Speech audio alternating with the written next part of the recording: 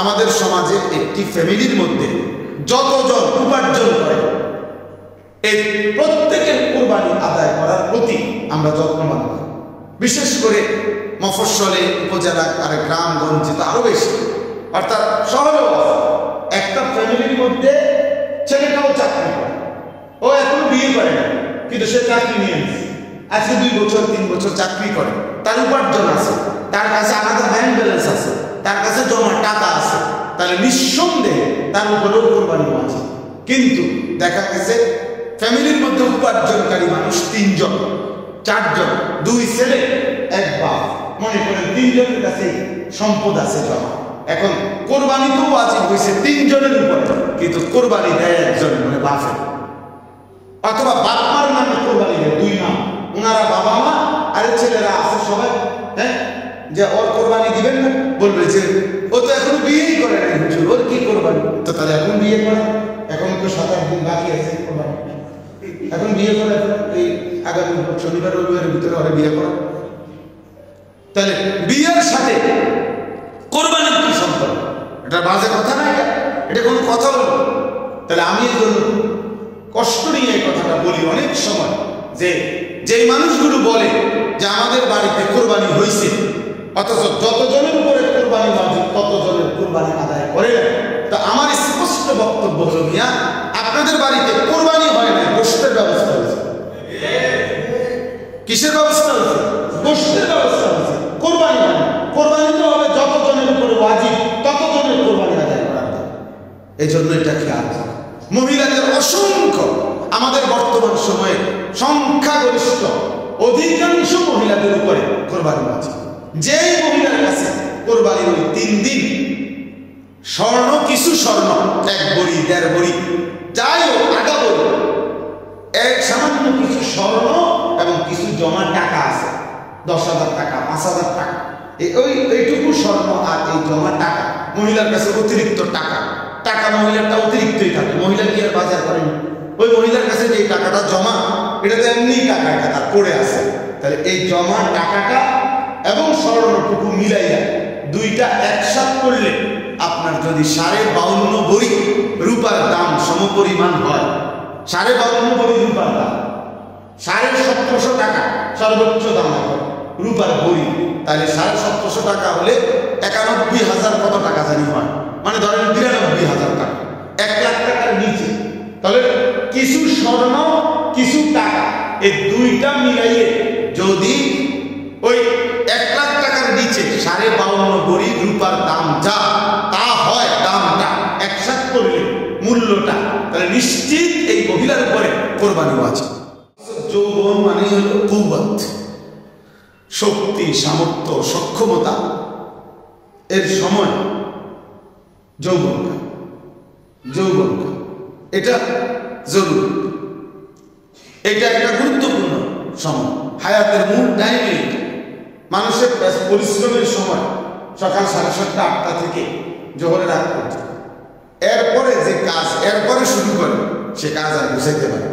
জোহরের পরে যদি কেউ কাজ শুরু করে তাহলে আর সময় মিলাইতে পারে না, ওই সময় সময়টা মনে যেন একটা দৌড় দিয়ে যায়।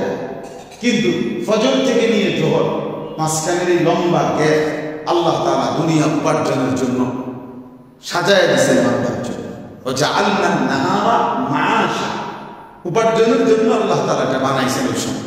এই জন্য ঠিক যৌবনের সক্ষমতার সময়টাকে কেউ যদি কদর না করে, পরে যত পরিকল্পনাই হোক এটা সাজানো যায় না, বয়সকালে আসা ঘুষানো যায়, মন চায় শরীরে দেয়, সক্ষমতাও আছে কিন্তু শরীরে দেয়।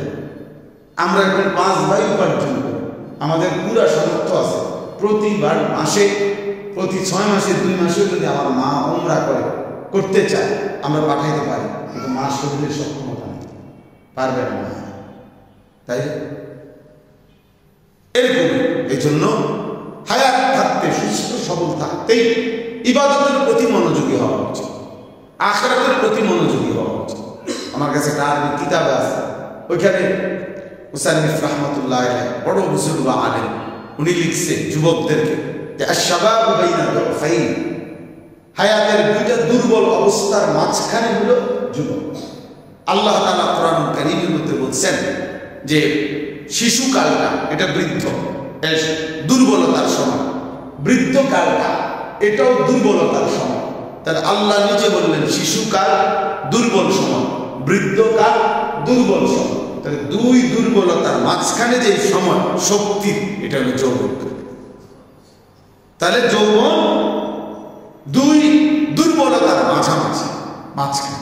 তাহলে সে নষ্ট করলে বরবাদি, কারণ সামনে যে সময়টা তার হায়াতে আসতেছে, যেটা পার করে আসছে এটাও দুর্বল, যেটা আসতেছে সামনে সেটাও দুর্বল সময়। তার কাছে এখনই মেহনত করবে। কখন? এখনই মেহনত। নবীজি সাল্লাল্লাহু আলাইহি ওয়াসাল্লাম বলেছেন, নি'মাতান মাগবুনুন ফীহিমা কাসীরুম মিনান নাস। দুইটা নিয়ামত এমন আছে যে দুইটি নিয়ামত পেয়ে থাকা অবস্থায় অধিকাংশ মানুষ ধোঁকা খায়, অর্থাৎ কদর করে। কি সেই দুই নিয়ামত? as-সিহহাত, সুস্থতা। সুস্থতা যখন থাকে তখন মানুষ সেটা কদর করে, আখিরাতের পুঁজি সংগ্রহ করে। বুড়া হইয়া হসপিটালের বেডে শুয়ে এখন আল্লাহরে খুব ডাকে, এখন তো শুয়ে আল্লাহরে ডাকে। আল্লাহকে ডাকার শুয়ে তৃতীয় হাল কিয়ামান ওয়া কুউদান আলা জুনুব। আল্লাহকে ডাকার প্রথম সময় তো হলো দাঁড়ানো অবস্থা, এরপরে বসা অবস্থা, এরপরে শোয়া। আমি তো 3 নম্বরে গেছি না, এরপর তুমি কবরে, আমি তো নাই। এই জন্য কি করা? সুস্থতার সময় আল্লাহ নবী সাল্লাল্লাহু আলাইহি ওয়াসাল্লাম বলেন মানুষের মনে থাকে ওয়াল ফারাগ। আর 2 নাম্বার হলো অবসর সময়টাকে মানুষ কদর করে, অথচ অবসর সময়ে সে আল্লাহর তাসবিহ পড়ে নিলে, বেশি থেকে বেশি আল্লাহর ইবাদত করলে, যখন ব্যস্ততা আসবে তখন তা করতে পারবে। এজন্য আমরা এতগুলো আয়াতের অংশ থেকে আমি বলার উদ্দেশ্য হলো আল্লাহ তাআলা আমাদেরকে ইবাদতের জন্য খুব এই গুরুত্বটা দিয়েছে, বিভিন্নভাবে শব্দটা বলছে। বিশেষ করে এই মাসগুলোতে আল্লাহ তাআলা এই শব্দ উচ্চারণ করছে। গুনাহী নির্ধারিত দিন, নির্ধারিত মাস। দেখেন কোরআনুল কারীমের মধ্যে এবার ওই যে সূরা আমি পড়ছি, সূরা ফজর, ওইখানে 2য় আয়াত এটা, ওয়ালায়ালিন আশরিন। আল্লাহ তাআলা বলেন আমি কসম করছি 10 রাত, 10টি রাতের কসম খাইলাম। আল্লাহ বলছে এই 10টা রাত হলো জিলহজ মাসের 10। তাহলে একখানে আছে ওয়ায়াযকুরুসমাল্লাহি ফি আইয়ামিন মা'লুমাত। আল্লাহ বলেন হজ্জের বিধান আমি কেন দিলাম? আমার বান্দা যেন নির্ধারিত দিনগুলোতে আমি আল্লাহর জিকির করে। এই নির্ধারিত দিনগুলো বলতে 10 দিন। কোন 10 দিন? এই জিলহজ্জের যেটা আসে। আবার বললাম যে কোরআনে আল্লাহ কসম করছে, ওয়াল ফজর, ফজরের নামাজের কসম, ওয়ালায়ালিন আশর, 10 রাত্রির কসম। আল্লাহ বলছেন আমি ফজরের ভোর এই ওয়াক্তের কসমও করলাম, আবার ওয়ালায়ালিন আশরিন, 10 রাত্রির কসম করলাম। এই 10 রাত্রি বলতে জিলহজের 10। তাহলে জিলহজের 10 রাতও দাম, জিলহজের 10 দিনও কি দাম। আল্লাহ তাআলা যেটার কসম করে তাফসীরের মধ্যে আছে, ওই জিনিস যেটার কসম আল্লাহ করে সেটা দাম গুরুত্বপূর্ণ। যেমন ফজরের ওয়াক্তের কসম আল্লাহ তাআলা করছে, এই জন্য দিবারাত্রির মধ্যে ফজরের ওয়াক্ত বহুতই গুরুত্ব। ফজরের ওয়াক্ত বিজয়ের ওয়াক্ত, ফজরের ওয়াক্ত ওয়াক্তুল ইনকিলাব, পরিবর্তনের ওয়াক্ত। ফজরের ওয়াক্তে বাতিলের পরাজয় হয়, ফজরের ওয়াক্তে ঈমানের বিজয়। এই জন্য আমি বলছি এটা মানে কোন রকম রাজনীতির হিসাব দিয়া না, এমনি বাস্তবতার হিসাব হলো 10ই মে শনিবার, এই মাসে 10ই মে রোজ শনিবার ফজরের নামাজের সালাম ফিরায়া পাকিস্তানি সেনাবাহিনী চূড়ান্ত হামলা ইন্ডিয়ার উপরে করছে। ঠিক বাদ ফজর, সব খবরে আসছে। অপারেশন বুনিয়ান মারসুস, আর একটা কোরআনের শব্দ নাম দিছে, দিয়া এই ফজর বা আপনার সালাম ফিরে নারে তাকবীর আল্লাহু আকবার সেনা দিয়ে আক্রমণ করছে 3 ঘন্টার ব্যবধানে আমেরিকার ওই বুড়া বেঈমান ইন্ডিয়ায় ফোন দিছে, থামো পারতা না, থামো থামো থামো পারতা না, পুরা এলো আর ঠিকই বিজয় হয়ে গেছে। এই জন্য ফজরের ওয়াক্ত বিজয়ের ওয়াক্ত, এটা শুধু আমি এটা লেটেস্ট বললাম, শেষ উদাহরণ, পিছনে অসংখ্য উদাহরণ আছে, অসংখ্য উদাহরণ আছে। কোরআন কারীমের মধ্যে আছে ওয়াল আদিয়াতি কবহা ফাল মুগিয়াতি কদহা ফাল মুগীরাতি সুবহ। যুদ্ধের ঘোড়া দুশমনের উপরে আক্রমণ করে কখন? আল্লাহ তাআলা বলেন ফাল মুগীরাতি সুবহা, ফজরের ওয়াক্ত। সুবহ সুবহ সুবহ মানে কি? ভোর, ফজরের ওয়াক্ত। এজন্য ফজরের ওয়াক্ত গুরুত্বপূর্ণ ওয়াক্ত, বিজয়ের সময়। হযরত ঈসা আলাইহিস সালাম আসমান থেকে আসরের ওয়াক্তে নেমে আসবেন, আর ফজরের ওয়াক্তের মুসল্লিদেরকে নিয়ে মাহদী এবং ঈসা দাজ্জালের মোকাবেলায় চূড়ান্ত লড়াইয়ে নামবেন। এবং এই ফজরের বাহিনী নিয়ে ঈসা এবং মাহদী যখন দাজ্জালের বিরুদ্ধে চূড়ান্ত লড়াই শুরু করবেন, তখনই দাজ্জালও নিহত হবে এবং ইহুদিদের চূড়ান্ত পরাজয় হবে। এই জন্য ফজরের বাহিনী বিজয়ী বাহিনী। এই জন্য 7:30 8টার দিকে যে সমস্ত নাফরমান ওঠে, এগুলো উঠে কিচ্ছু পাইবে না। যেদিন মাহদীর যুদ্ধ হবে, যেদিন দাজ্জালকে নিহত করা হবে, সেদিন তো ফজরের পর সময় যুদ্ধ শুরু হয়ে গেছে। আর যেগুলো 7:30 8টা বাজে উঠে, এগুলো উঠে দেখবে কিচ্ছু না, তো সারে তখন বেড টি খায়। ভদ্রলোক খালি মুখ মানে আধোয়া মুখে 1 কাপ চা খায়, যেটা নাকি নিয়ম ভদ্র। আমি শুনলাম যে নাকি বেড টি মানে শোয়া থেকেই আপনার মুখ ধরে নেয়, ব্যাপারটা একটু দেখা, হ্যাঁ আজকে সকালবেলার খবর এবং 1 কাপ চা খাওয়া, এটা ভদ্রতা। আরে ভদ্রতা মানে ভদ্রতার উপর এত বড় জুলুম।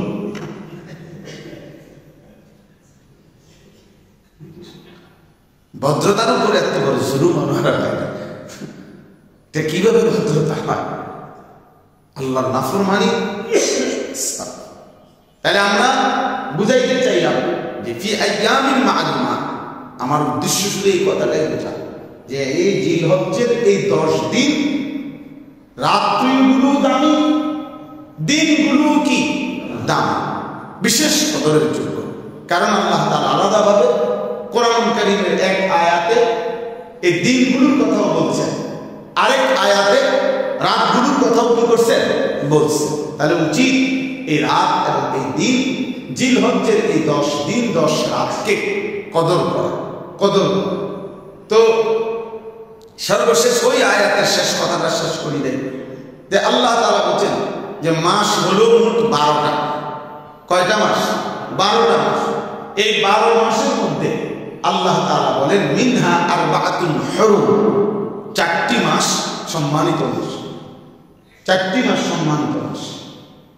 এই 4টি সম্মানিত মাস হলো, আমাদের নবী সাল্লাল্লাহু আলাইহি ওয়াসাল্লাম বলছেন 3টি মাস ধারাবাহিক, এই জিলকদ, জিলহজ, মুহররম, সালাতুল মুতাওয়ালিয়াত, ধারাবাহিক 3 মাস, যুলকাদা, যুলহিজ্জা ওয়াল মুহররম।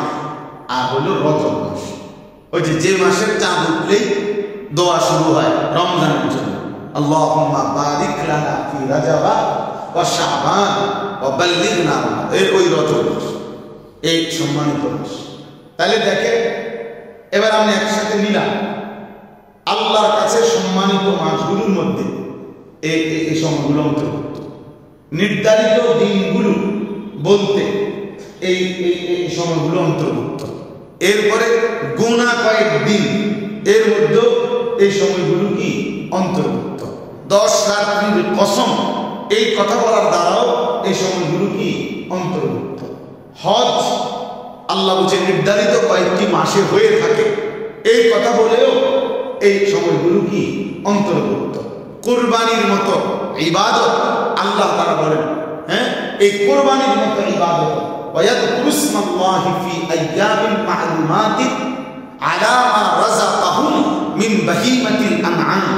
আল্লাহ বলেন ওই নির্ধারিত দিনগুলোতে আমি আল্লাহর দেওয়া যে চতুষ্পদ প্রাণীগুলো হালাল জবাই করার অনুমতি, সেগুলো যে বান্দা জবাই করতে আমি আল্লাহর নাম উচ্চারণ করে আল্লাহু আকবারের ধ্বনি দেয়, এটা আমি শুনতে চাই, এটা প্রতিষ্ঠিত করার জন্য আমি আল্লাহ তাআলা এই হজ্জের বিধান দান করলাম।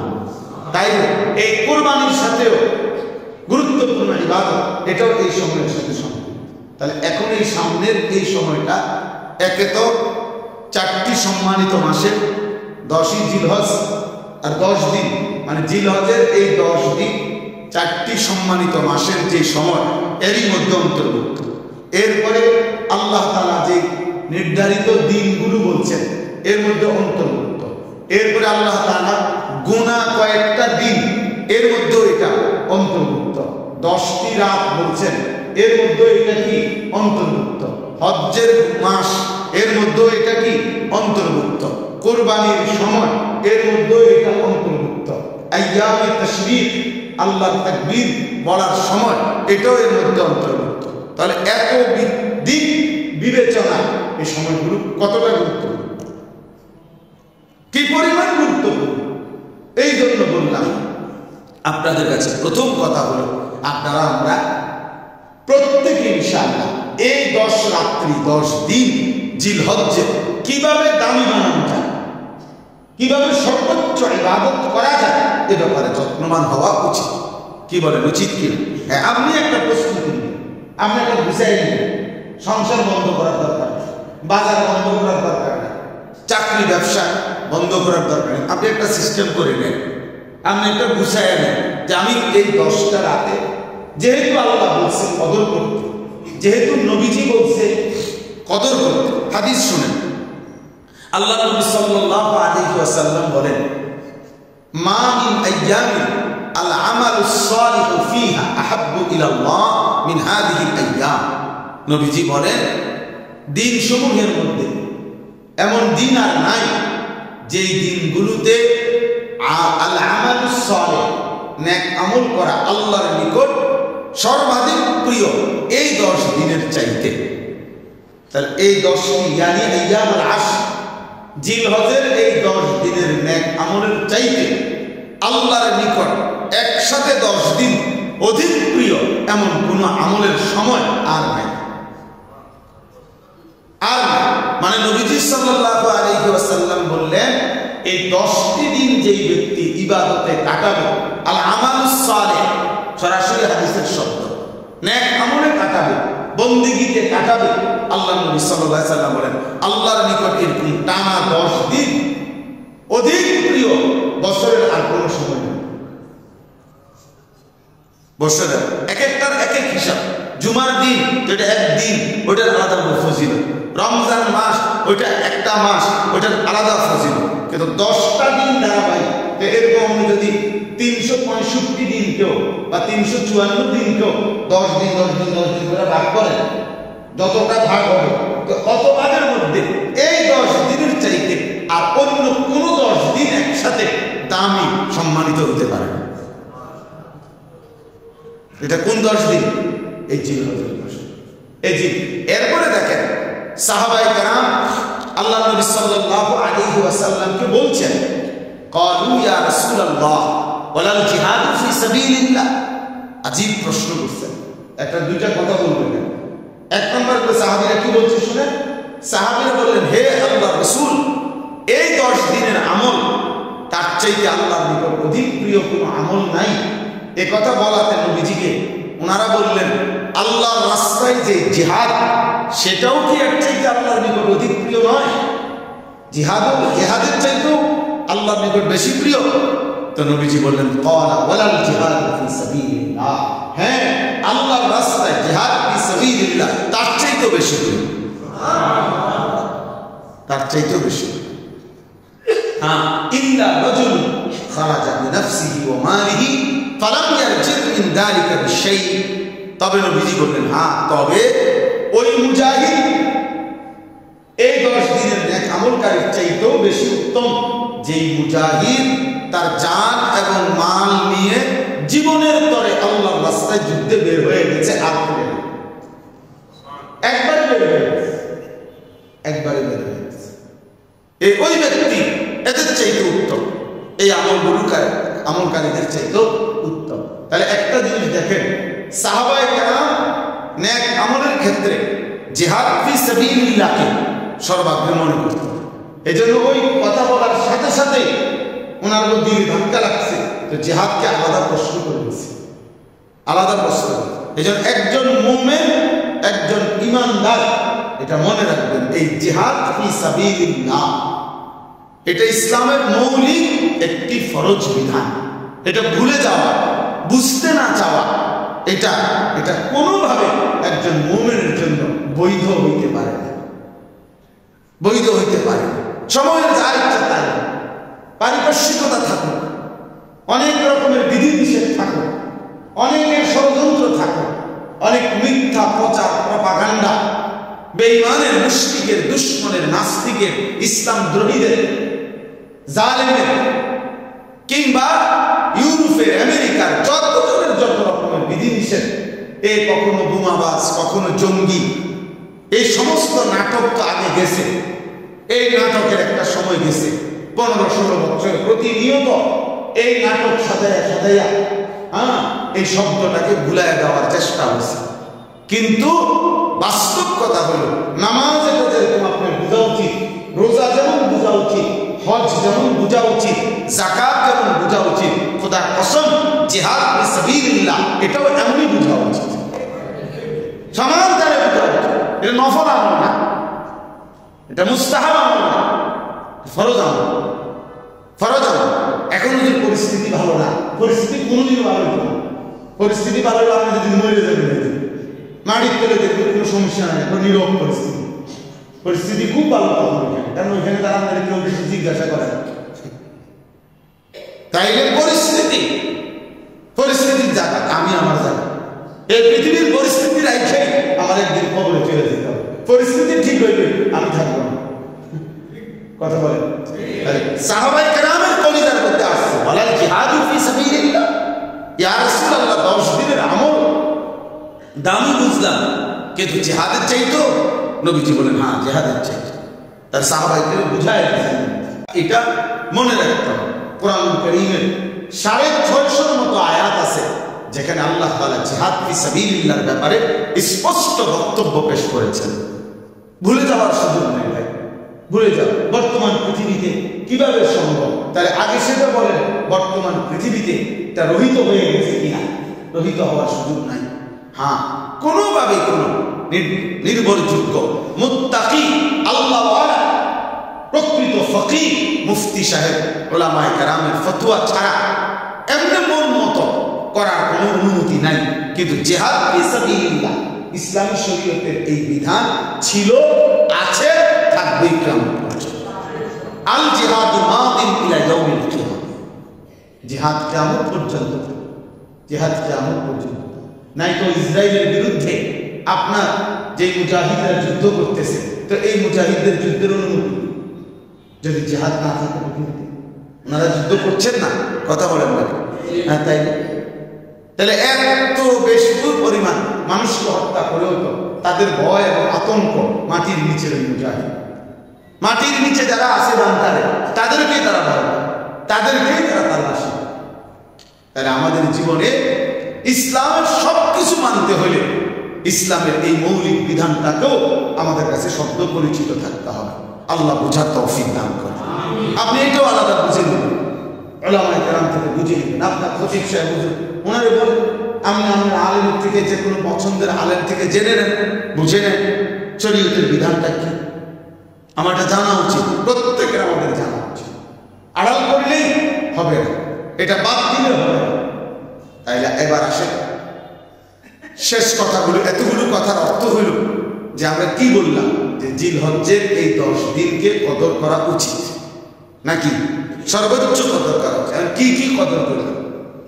কয়েকটা মৌলিক আমল। আলহামদুলিল্লাহ খতিব সাহেবগণ এই কয়েকদিন যাবত এটা বলতেছে বা বলবে ইনশাআল্লাহ ব্যাপক, আমরাও আবার বলতেছি। অর্থ হলো বারবার বলা, বারবার বলার অর্থ হলো যেন কিছু আল্লাহর বান্দাও বিষয়টার প্রতি মনোযোগ, তাইলে বরকত হবে। 1 নম্বর আমল হলো নখ চুল এই জিলহজের চাঁদ উঠবার আগে কেটে ফেলে, নিজের নখ, এরপরে নাভির নিচের পশম, বগলের পশম, এগুলো কাটা, চুল বড় থাকলে চুল কাটা, দাড়ি না কাটা, যেহেতু এটা উচিত। কমপক্ষে সারা বছর যারা দাড়ি কাটছে তারা যেন এই কয়টা দিন না কাটে, 10টা দিন। আমি তো ভাই সারা বছরই উল্টে আছি রে, একটা বছর করে এই কয়টা দিন কিন্তু পাওয়া না। আল্লাহ করুক, আল্লাহ তৌফিক দান করুক। তো এই জন্য বললাম বাস্তবতা হলে আসলে এটা এক ধরনের নিজস্ব মানসিকতা ছাড়া আর কিচ্ছু না। আমি তো সবসময় এটা বলি যে এই পৃথিবীর কোনো দার্শনিক, পণ্ডিত, গবেষক, কোনো কাফের, মুশরিক, বেঈমান, কোনো নাস্তিক, কোনো মুরতাদ, পৃথিবীর কেউ আজকে পর্যন্ত একেবারে যৌক্তিক কথা এটা যে দাড়ি কাটার উপরে, শেভ করা চেহারার উপরে কোনো বৈশিষ্ট্য আছে, এটার কোনো শারীরিক, মানসিক অথবা কোনো রকমের রোগ, উপকার, সৌন্দর্যের কোনো কিছু কোথাও নাই, কিচ্ছুতে নাই।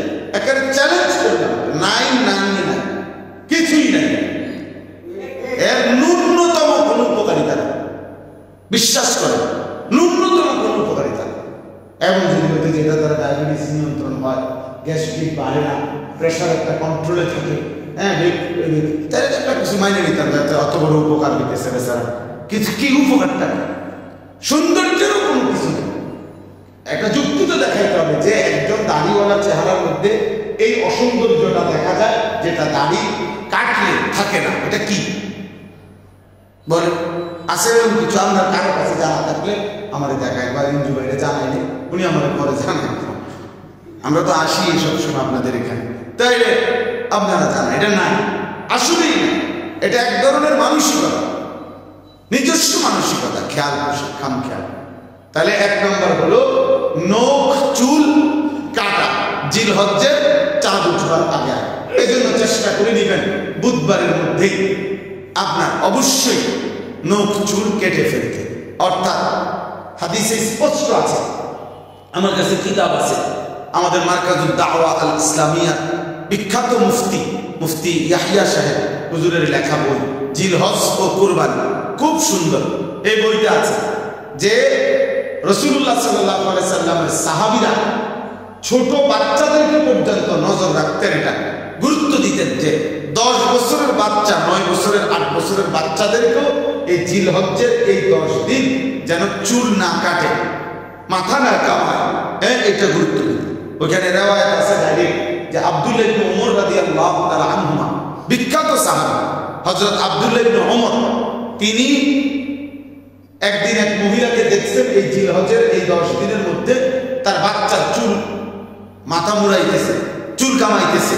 তখন তিনি স্পষ্ট বলছেন যে হে মা, যদি তুমি এই বাচ্চার চুল কাটাটাকে কোরবানির দিন পর্যন্ত বিলম্ব করতে, কত না ভালো।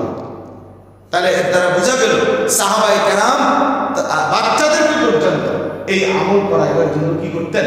চেষ্টা করতেন। তাহলে এটা বিশেষভাবে যারা কোরবানি করবে, যাদের নামে কোরবানি, মানে যাদের কোরবানির ওয়াজিব আদায় করবে, তাদের জন্য বেশি গুরুত্বপূর্ণ, আর অন্যদের জন্য মুস্তাহাব, উত্তম করা, যেন আল্লাহ তাআলা তাদেরকেও সকলকেই হজ এবং কোরবানির সওয়াব দান করেন।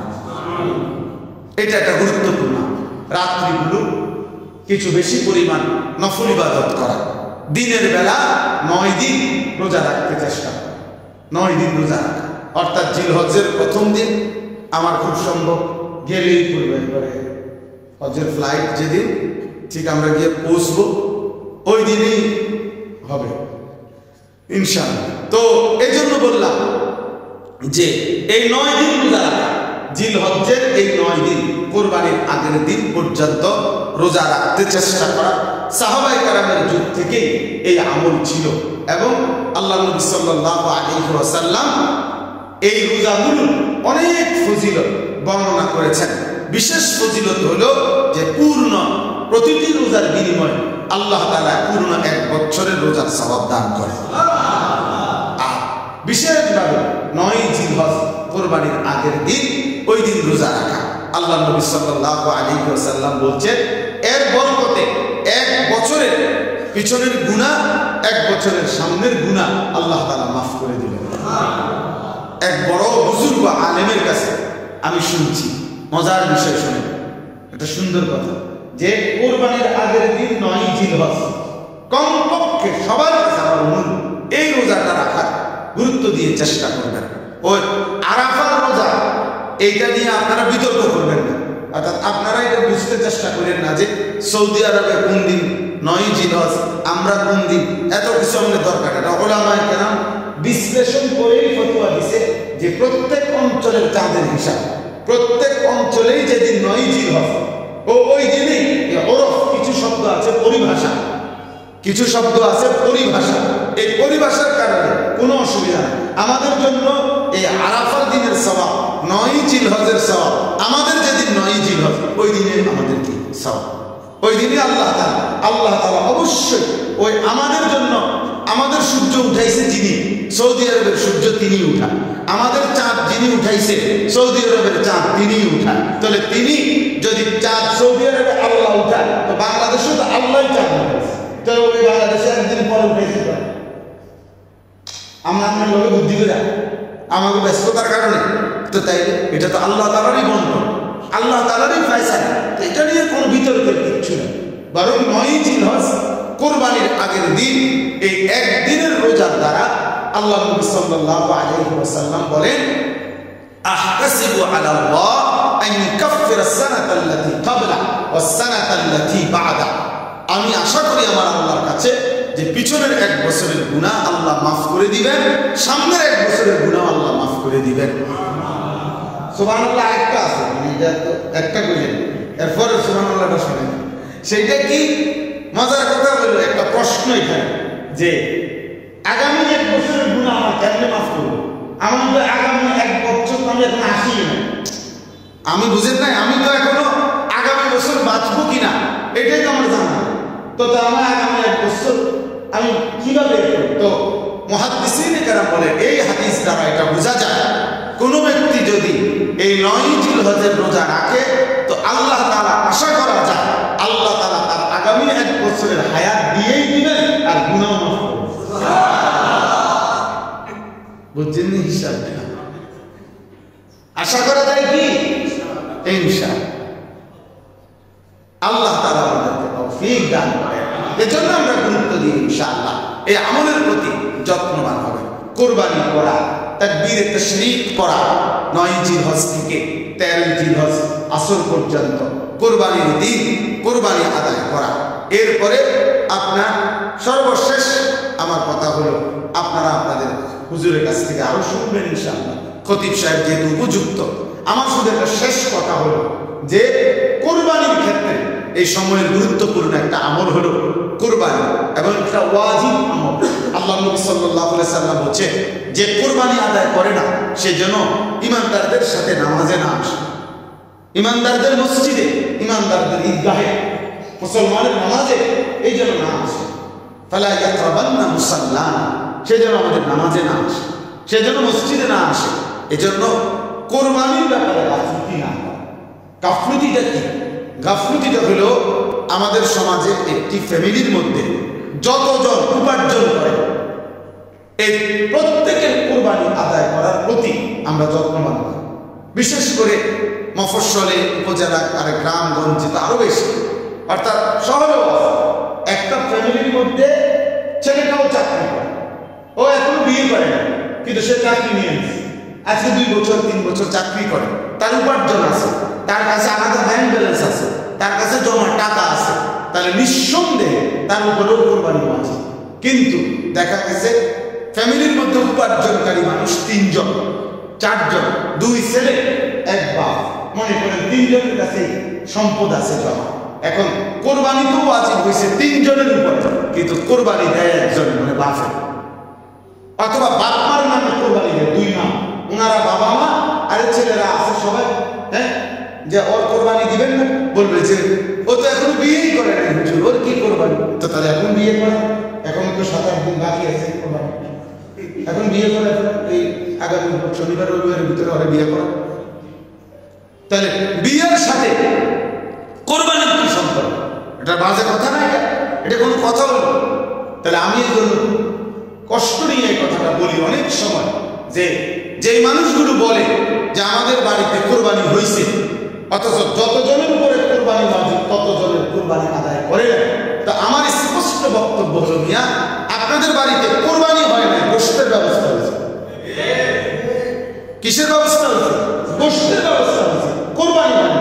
কোরবানি তো হবে যতজনের উপরে ওয়াজিব ততজনের কোরবানি আদায় করা হবে। এই জন্য এটা খেয়াল আছে। মহিলাদের অসংখ্য, আমাদের বর্তমান সময়ে সংখ্যাগরিষ্ঠ অধিকাংশ মহিলাদের উপরে কোরবানি আছে।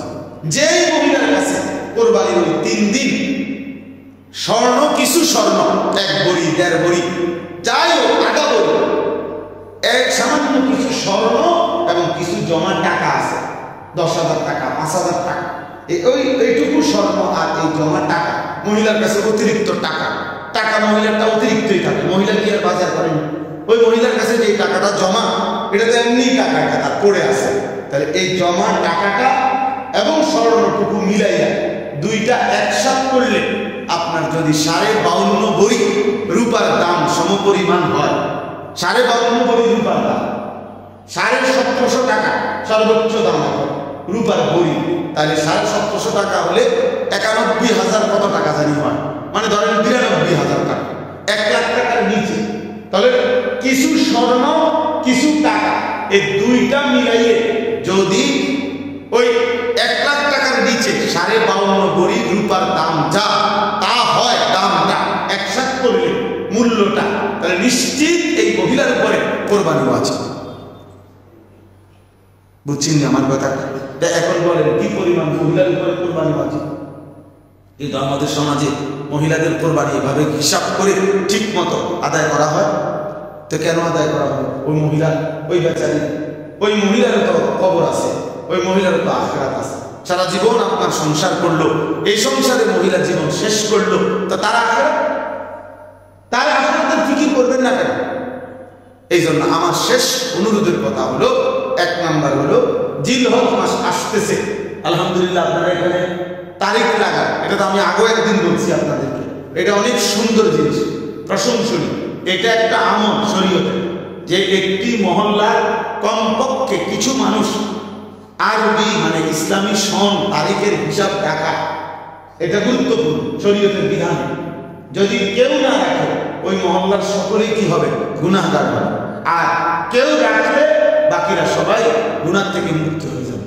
তাইলে এই আপনাদের এই নিয়মিত মনোযোগ দিয়া এটা যদি আপনারা ঠিক রাখেন, তাইলে এটার উসিলা পুরো মহল্লাবাসীর নেকি আপনারা পেয়ে যাবেন। তাইলে এইখানে আপনারা জিলহজ্জের হিসাব রাখবেন এবং জিলহজ্জের প্রথম দিন থেকে যার যার সাধ্য মতো, কেউ 2টা রোজা রাখেন, কেউ 3টা রাখেন, কেউ 5টা রাখেন, কেউ পারলে 9টাই রাখেন, আর কমপক্ষে 9 জিলহজ্জের কি রাখবেন? রোজাটা রাখবেন ইনশাআল্লাহ। নখ চুল আগেই কি করে নেবেন? কেটে নেবেন সবাই, ফ্যামিলির সবাই, তাইলে উত্তম হবে। আর কোরবানি, আমার এই শেষ কথাটা হলো কোরবানি এক কথায় আজকের এক বয়ানে পুরোটা বলা সম্ভব, কিন্তু আপনি বুঝে নেবেন প্রত্যেকের সংসারের যতজন উপার্জন আছে সামর্থ্যবান, প্রত্যেকের কার উপরে কোরবানি ওয়াজিব আলেমে দ্বীন থেকে জিজ্ঞাসা করে এটা বুঝে।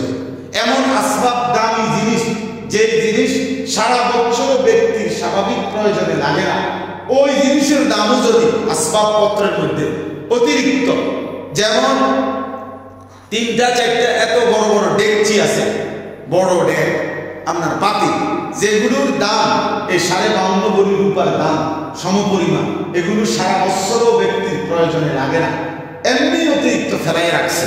তাহলে এই অতিরিক্ত এই আসবাব, দামি এই আসবাব থাকার কারণেও ওই ব্যক্তির উপরে কোরবানি ওয়াজিব।